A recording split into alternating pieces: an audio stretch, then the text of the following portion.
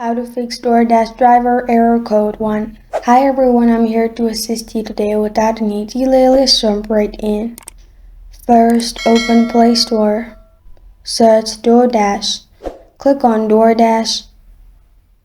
And then make sure your Doordash is updated to the latest version. Sometimes not updating may cause problem.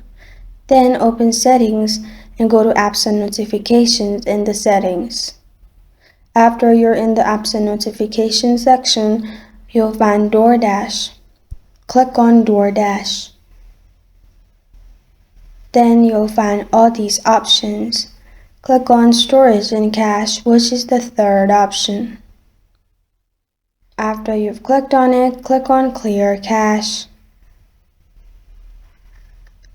After you've cleared cache and it's still not working, what you can do is go back to your home page. Hold on to the Doordash app and uninstall the app. After uninstalling, you can reinstall it again and it may fix your problem.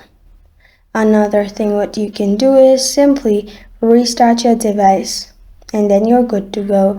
This is how to fix Doordash driver error code 1.